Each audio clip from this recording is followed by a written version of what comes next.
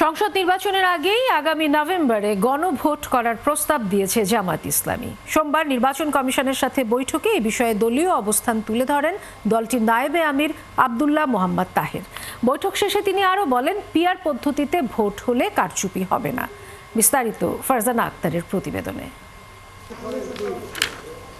PR পদ্ধতিতে নির্বাচন, আলাদা দিনে গণভোট এবং সবার জন্য সমান সুযোগ নিশ্চিত করা সহ নানা ইস্যুতে আলোচনা করতে ইসিতে আসে জামায়াতের একটি প্রতিনিধি দল।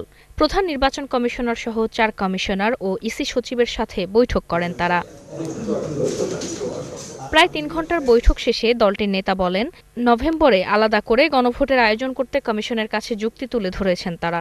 আমরা বলেছি না, এটা আলাদা হইতে হবে, কারণ দুইটা বিষয়। একটা হচ্ছে আমাদের কতগুলো রিফর্মস আছে, এটা ইলেকশন যখন হোক, ইলেকশন যেভাবে হোক, তার বাইরে এটা জাতির জন্য একটা স্থায়ী একটা রিফর্মসের বিষয়। তো যেহেতু এটা একটা আলাদা গুরুত্বপূর্ণ বিষয়, এটাকে আলাদা গণভোটের মাধ্যমেই এটার উপরে জনমত গ্রহণ করা এটা উচিত। জামায়াতের এই শীর্ষ নেতা বলেন, পিআর পদ্ধতিতে নির্বাচন হলে দিনের ভোট রাতে হবে না। আগে তো ট্রেডিশনালি ছিল, কিন্তু আমরা দেখছি 54 বছরের নির্বাচনে এই ট্রেডিশনাল পদ্ধতি নির্বাচনকে সুষ্ঠু করে নাই, বরং অসুস্থ নির্বাচন আমরা পেয়েছি। সে কারণে আমরা বলেছি পিআর সিস্টেম যদি হয়, কেন্দ্র দখল, ভোট কেন্দ্র দখল, দিনের ভোট রাতে হওয়া, সেটার সম্ভাবনাটা তো কমে যাবে। তো আমরা বলেছি যে আপনারা দুইটা পদ্ধতির ব্যাপারে বিবেচনা করা উচিত। তারপরে এটার ফেট কী হবে সেটা নির্ধারণ করার পরেই বাকি নির্বাচনের রোডম্যাপের প্রস্তুতি সেটা হতে থাকবে।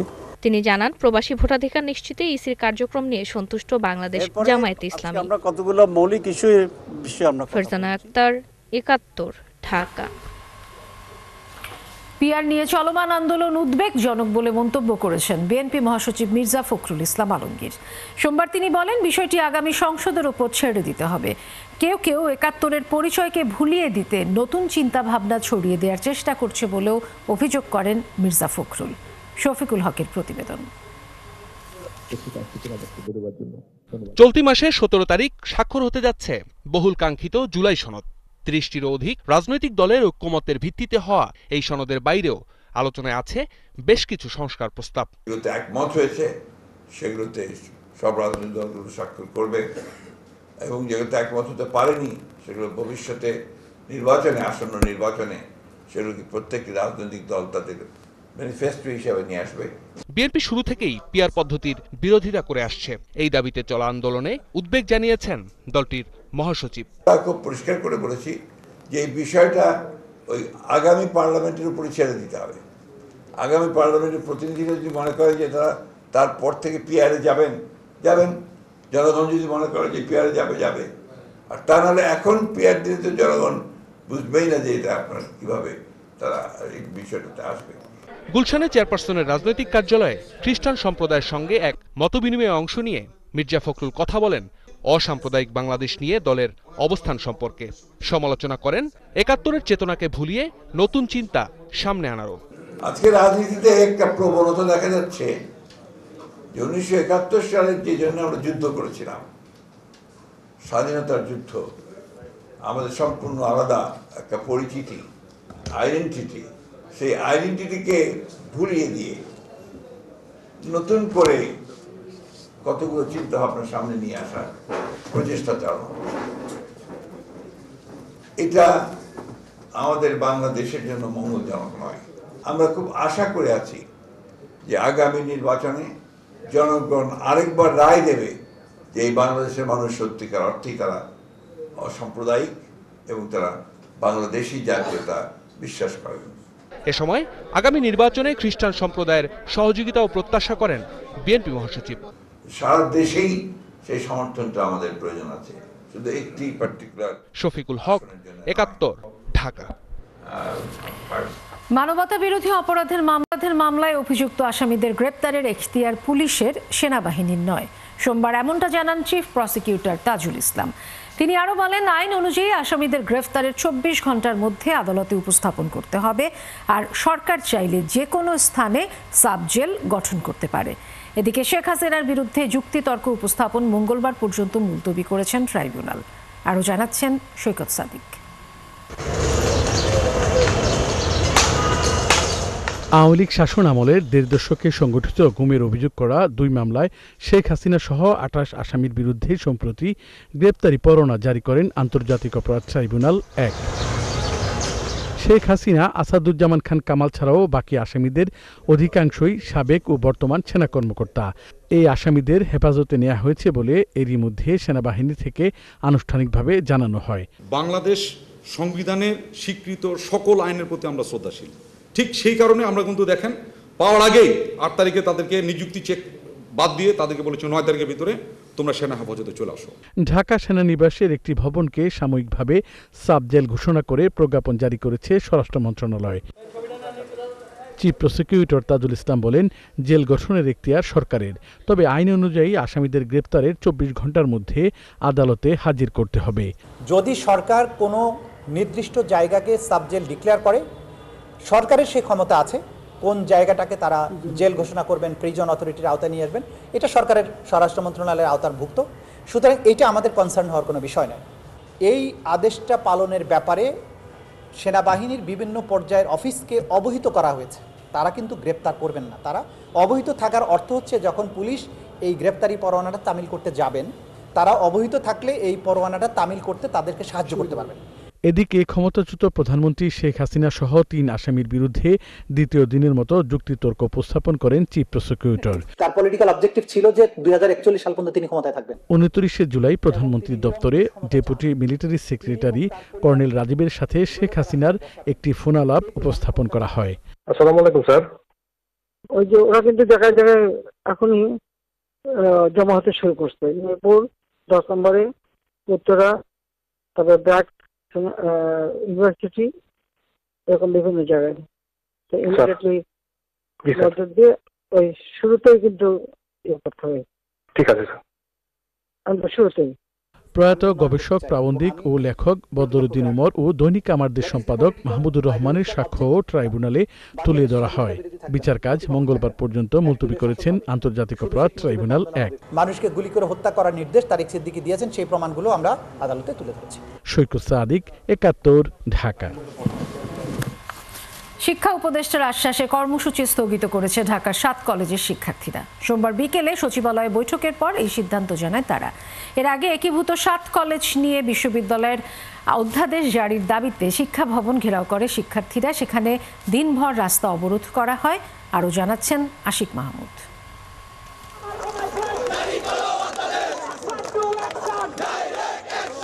পূর্ব ঘোষণা অনুযায়ী শিক্ষা ভবন ঘেরাও করতে বেলা 11:30টার দিকে ৭ কলেজের শিক্ষার্থীরা খণ্ড খণ্ড মিছিল নিয়ে শিক্ষা ভবন মোড়ে জড়ো হয়। এ সময় পুলিশ ব্যারিকেড দিয়ে তাদের আটকে দেয়। পরে সড়কের দুই পাশে অবস্থান নেয় শিক্ষার্থীরা। চলে আন্দোলন। তাদের একটাই দাবি, ঢাকা সেন্ট্রাল ইউনিভার্সিটির চূড়ান্ত অধ্যাদেশ জারি করতে হবে। রাষ্ট্র আমাদেরকে বারবার আশ্বাস দিচ্ছে তোমাদের পক্ষে আমরা আছি, তোমাদের পক্ষে আমরা আছি, কিন্তু রাষ্ট্র বারবার আমাদের সাথে তালবাহানা শুরু করছে। আমরা অধ্যাদেশ ছাড়া আমরা বাসায় ফিরে যাব না। আজকে যতক্ষণ না পর্যন্ত আমাদের অধ্যাদেশ দিবে ততক্ষণ পর্যন্ত আমরা এখানে অবস্থান করছি। তারা আমাদেরকে বিভিন্নভাবে ঘোরাচ্ছে, মানে আমাদেরকে এক ধরনের পুতুল করে রাখা হয়েছে। গত ২৬ মার্চ ৭ কলেজ একীভূত করে নতুন একটি বিশ্ববিদ্যালয় গঠনের ঘোষণা দেয় বিশ্ববিদ্যালয় মঞ্জুরি কমিশন ইউজিসি। প্রস্তাবিত নাম নির্ধারণ করা হয় ঢাকা সেন্ট্রাল ইউনিভার্সিটি। খসড়া অনুমোদনের এতদিনেও চূড়ান্ত অধ্যাদেশ জারি না হওয়ায় ক্ষুব্ধ শিক্ষার্থীরা।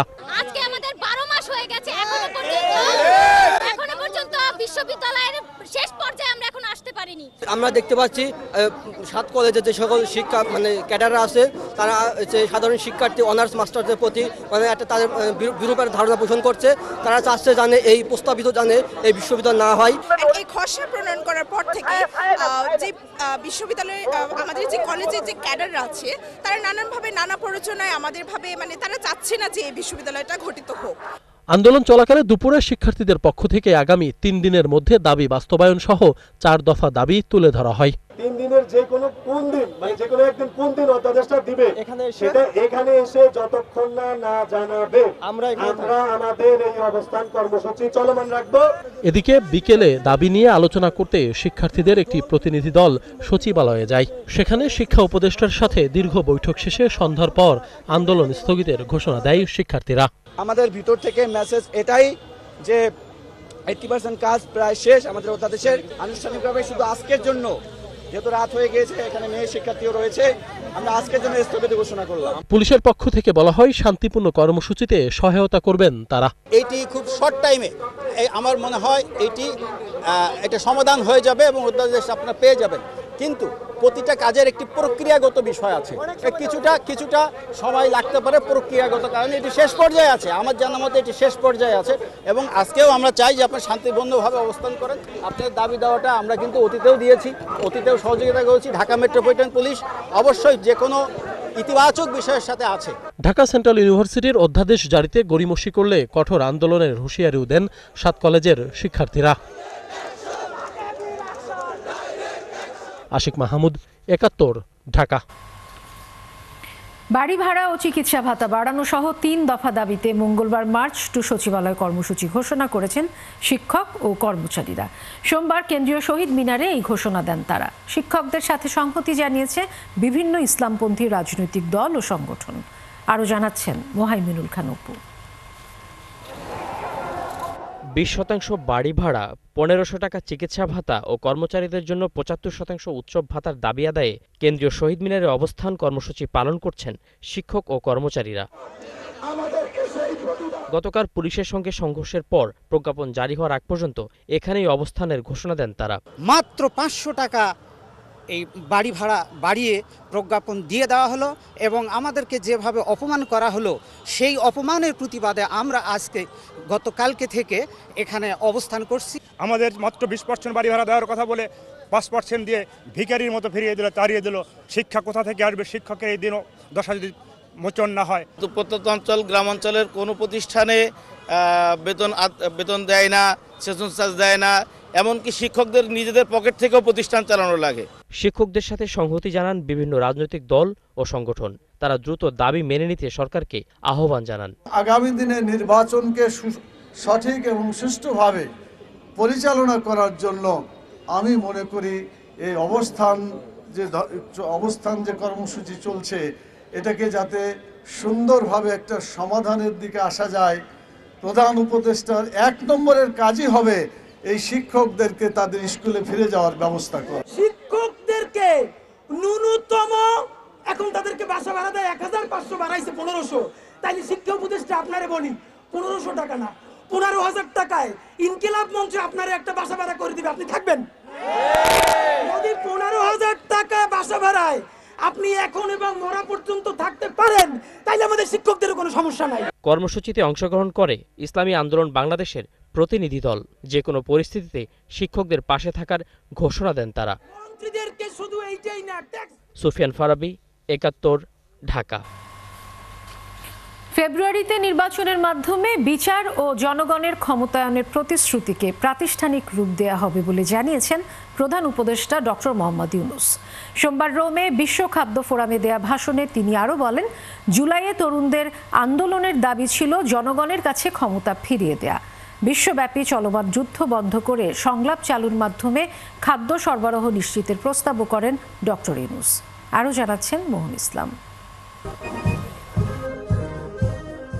ইতালির রোমে FAOর সদর দপ্তরে বিশ্ব খাদ্য ফোরামে যোগ দেন প্রধান উপদেষ্টা ডক্টর মোহাম্মদ ইউনূস। এ সময় সংস্থাটির মহাপরিচালক উষ্ণ অভ্যর্থনায় বরণ করে নেন তাকে। His Excellency Mohammed Yunus, Chief Advisor. পরে মূল বক্তা হিসেবে ভাষণ দেন তিনি। শুরুতে তিনি তুলে ধরেন বাংলাদেশের জুলাই গণ অভ্যুত্থানের নানা দিক। ফেব্রুয়ারিতে নির্বাচনের মাধ্যমে জনগণকে ক্ষমতায়ন করা হবে বলে জানান তিনি। Today those young people are engaged. আজ সেই তরুণরাই আমাদের প্রতিষ্ঠানগুলোকে পুনর্গঠনে অংশ নিচ্ছে। তারা নতুন এক বাংলাদেশ গড়ছে যেখানে জনগণই শাসনের কেন্দ্রে। আগামী ফেব্রুয়ারিতে আমরা জাতীয় নির্বাচন করব এবং এর মাধ্যমে আমরা ন্যায় বিচার এবং জনগণের ক্ষমতায়নের প্রতিশ্রুতি প্রাতিষ্ঠানিক রূপ দিচ্ছি। And with it we institutionalize our commitment to justice. বক্তব্যে তুলে ধরেন রোহিঙ্গা সংকটের কথাও। In Bangladesh, despite our small land area, about half of Italy, Bangladesh যার ভৌগোলিক আয়তন ইতালির অর্ধেক, যেখানে আমরা 17 কোটিরও বেশি মানুষকে খাদ্য দিচ্ছি, পাশাপাশি মিয়ানমারে সহিংসতা থেকে পালিয়ে আসা 13 লাখ রোহিঙ্গাকেও সহায়তা করছি। We have become self-sufficient in rice. পরে বৈশ্বিক অনাহারের কথাও তুলে ধরেন তিনি। বিশ্বব্যাপী যুদ্ধবন্ধ সহ খাদ্য নিরাপত্তায় 6টি প্রস্তাব দেন প্রফেসর ইউনুস। In 2024, 2024 সালে 673 মিলিয়ন মানুষ অনাহারে ছিল, অথচ আমরা পর্যাপ্ত খাদ্য উৎপাদন করি। এটি উৎপাদনের ব্যর্থতা নয়, এটি অর্থনৈতিক অবস্থার ব্যর্থতা, এটি নৈতিক ব্যর্থতা। যেখানে অনাহার দূর করতে কয়েক বিলিয়ন ডলার সংগ্রহ করা যায় না, সেখানে বিশ্ব $2.7 ট্রিলিয়ন ব্যয় করছে অস্ত্রের পেছনে। এটাই কি উন্নয়নের সংজ্ঞা?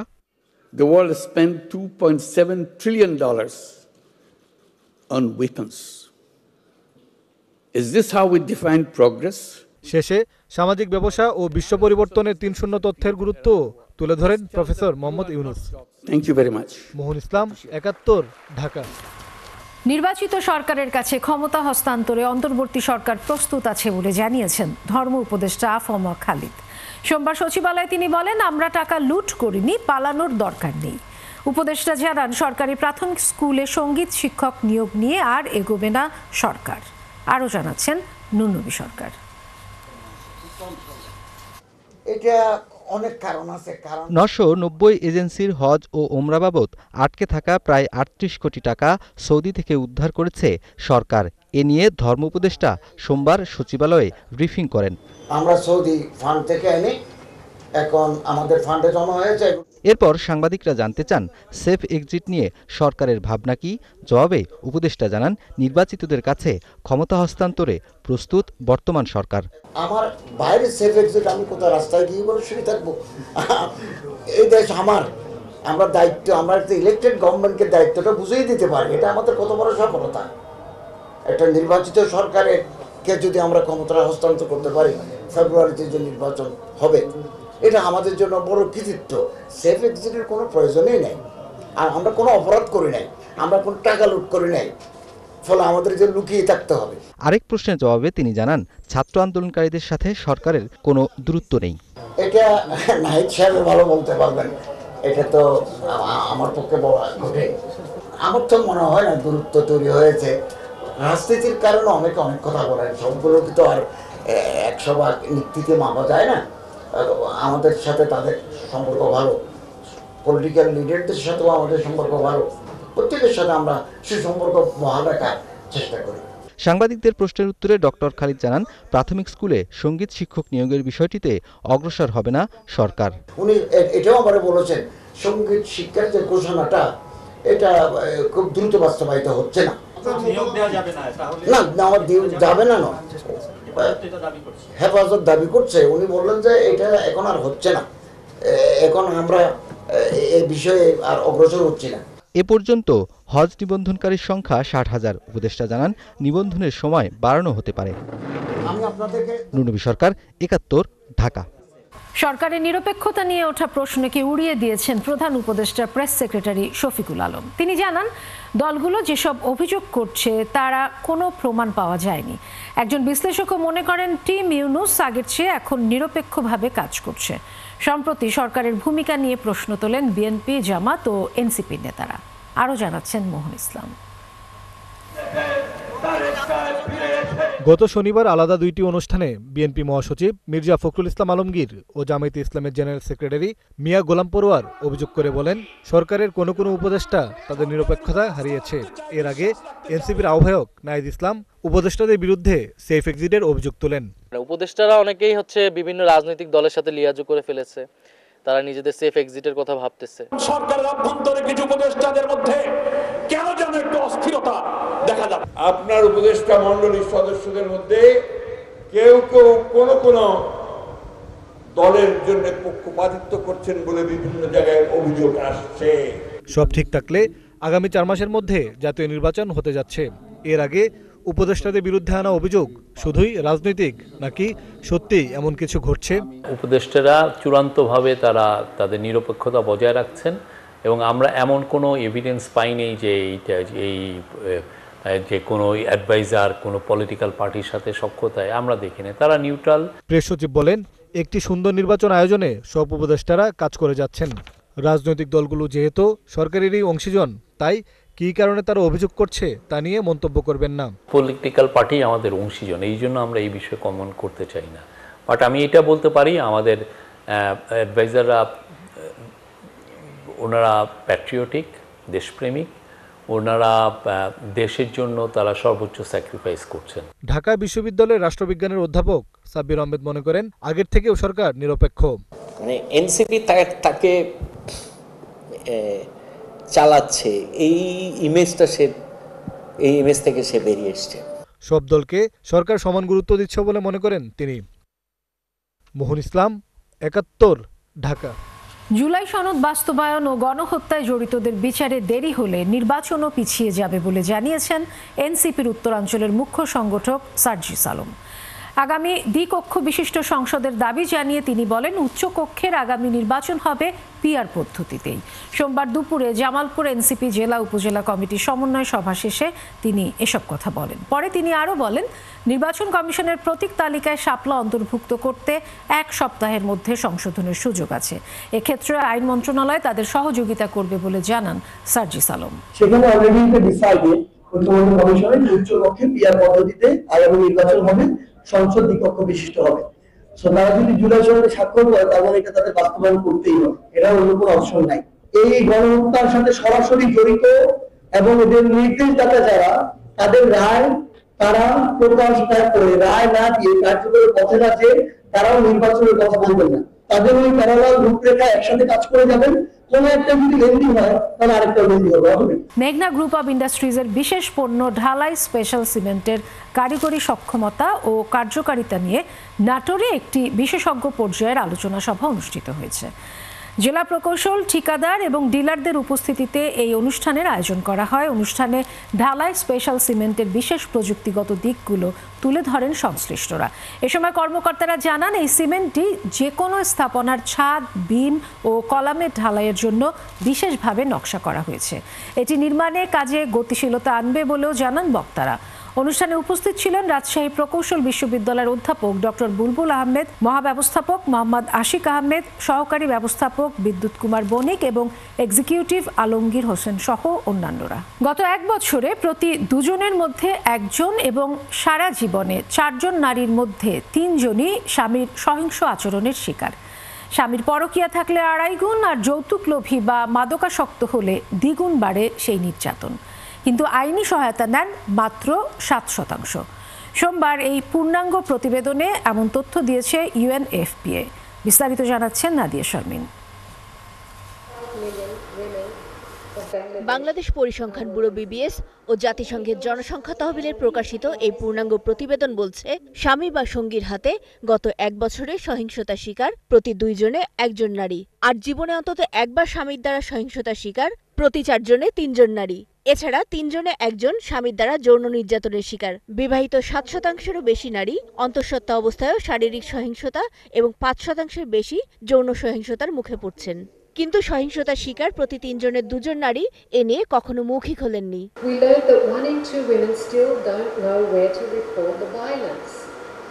And we also learned that women don't seek care and they don't even report it because they don't believe that there's going to be an outcome. We have this opportunity to use this data to update this National Action Plan on Violence Against Women. নারীর প্রতি সহিংসতায় সাহায্য নেওয়ার helpline ১০৯ সম্পর্কে জানেন না ১২% নারী।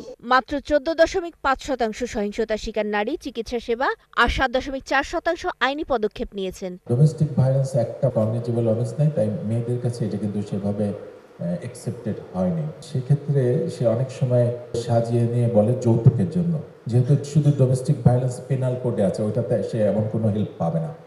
তো এই মামলা করলে হয়ে যাচ্ছে সে মিথ্যাবাদী, কারণ নাই ধারা, আর ওইটাতে করলে সে কোনো লাভই পাচ্ছে না। তবে ১ দশকে অন্যান্য প্রায় সব সূচকে নির্যাতন বাড়লেও নারীর উপর স্বামী বা সঙ্গীর সহিংসতার হার ১৭% কমেছে। আমরা ৪ পা আগাচ্ছি, ৩ পা পিছাচ্ছি, আবার মাঝে মাঝে মনে হয় ৩ পা আগাচ্ছি, ৪ পা পিছাচ্ছি। ২৬% নারী ফোর্সড সেক্সের শিকার। দাম্পত্য জীবনেও ধর্ষণ হচ্ছে। আমাদের নারী সংস্কার কমিশন থেকে আমরা একটা প্রস্তাব করেছিলাম যে এই বৈবাহিক সম্পর্কে যে ধর্ষণ সেটাকেও আইনের অধীনে আনা হোক। আপনারা সবাই জানেন এটা নিয়ে একটা হুলস্থুল হয়ে গেল। এর মধ্যে পপুলেশনকে যদি আপনি রিলেট করেন তাহলে আরো এটা মিনিংলেস। তার সাথে যদি আবার 64% সাইলেন্স, যারা কিনা বলেই না, ওটাকে যদি অ্যাড করেন তাহলে এই ফাইন্ডিংস কোথায় যেয়ে দাঁড়ায়? প্রতিবেদনে এবার নতুনভাবে যুক্ত হয়েছে শতকরা 8.3% নারীর প্রযুক্তির মাধ্যমে জেন্ডার ভিত্তিক সহিংসতার শিকার হওয়ার তথ্যও।